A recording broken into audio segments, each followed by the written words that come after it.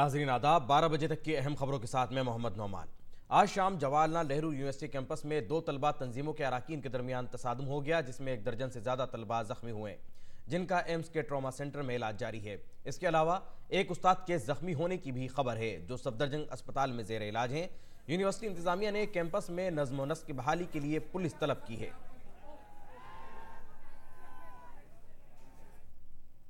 جے N U campus میں تشدد بھڑکنے کے بعد جے این یو کے رجسٹرار پرمود کمار نے ایک بیان میں کہا کہ پورے جے این یو کمیونٹی یہ جان لے کہ کیمپس میں نظم و نسق کا مسئلہ پیدا ہو گیا ہے۔ لاٹھیوں سے لیس کچھ نقاب پوش انتہا پسند آس پاس گھوم رہے ہیں، املاک کو نقصان پہنچا رہے ہیں اور لوگوں پر حملے کر رہے ہیں۔ جے این یو انتظامیہ نے نظم و نسق برقرار رکھنے کے لیے پولیس کو طلب کیا ہے۔ انہوں نے کہا کہ امن و امان برقرار رکھنے اور باخبر رہنے کا وقت ہے۔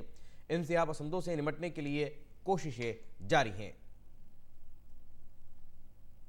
وہیں دلی کے لیفٹیننٹ گورنر انل بیجل نے جواہر لال نہرو یونیورسٹی میں ہوئے تشدد پر افسوس کا اظہار کیا ہے۔ انہوں نے ٹویٹ کرتے ہوئے کہا کہ طلبہ اور اساتذہ کے خلاف جے این یو میں تشدد قابل مذمت ہے۔ دلی پولیس جے این یو انتظامیہ کے ساتھ تال میل کر کے نظم و نسق برقرار رکھنے کے لیے ہر ممکن اقدام کرے اور تشدد کے ذمہ دار قصورواروں کے خلاف کارروائی کرے۔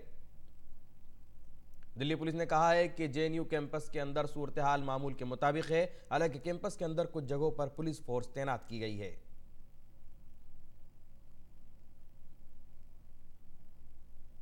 فروغ انسانی وسائل کی وزارت نے جے این یو میں تشدد کی مذمت کی ہے۔ وزارت نے ٹویٹ کر کے کہا کہ وزارت کے نوٹس میں آیا ہے کہ نقاب پوش افراد کا ایک group J N U campus میں داخل ہوا، پتھر پھینکے، املاک کو نقصان پہنچایا اور طلبہ پر حملہ کیا۔ یہ انتہائی مذموم حرکت ہے۔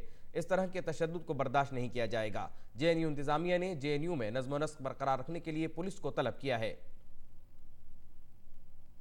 وزیر داخلہ امت شاہ نے دلی پولیس کمشنر سے بات کر کے جے این یو کی صورتحال کے بارے میں جانکاری لی۔ اس کے علاوہ وزارت داخلہ نے جے این یو میں تشدد پر دلی پولیس سے رپورٹ بھی طلب کی ہے۔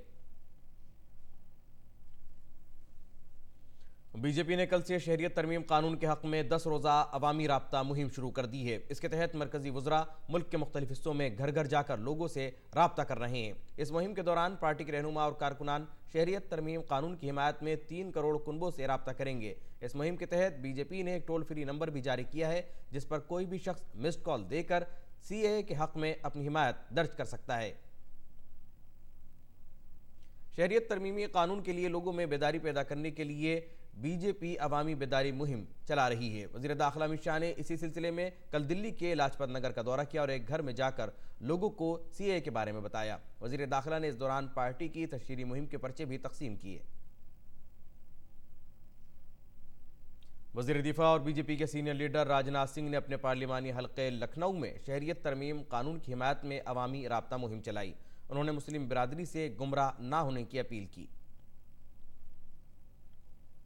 بین الاقوامی دہشت گرد تنظیم داعش سے وابستہ 2 دہشت گرد ان کے اتر پردیش میں داخل ہونے کی خفیہ اطلاع کے بعد نیپال کی سرحد سے متصل اضلاع کو الرٹ کر دیا گیا ہے۔ بستی علاقے کے inspector general of police Ashutosh Kumar نے اتوار کو بتایا کہ خفیہ اطلاع کے تحت 2 مطلوبہ دہشت گرد عبدالصمد اور الیاس کے نیپال بھاگنے کی بات سامنے آئی ہے۔ اس خدشے کے پیش نظر مہاراج گنج، کشی نگر اور سدھارتھ نگر سمیت نیپال کے سرحد سے متصل اضلاع میں پولیس کو الرٹ کر دیا گیا ہے۔ خفیہ ایجنسیوں کے مطابق یہ دہشت گرد بھارت نیپال سرحد سے متصل کسی ضلع سے نیپال بھاگ سکتے ہیں۔ ان کے تلاش میں پورے گورکھپور زون میں ہائی الرٹ جاری کیا گیا ہے۔ آخری بار دونوں کو مغربی بنگال کے سلیگوڑی میں دیکھا گیا تھا۔ یہ دونوں بین الاقوامی دہشت گرد تنظیم داعش سے منسلک بتائے جاتے ہیں۔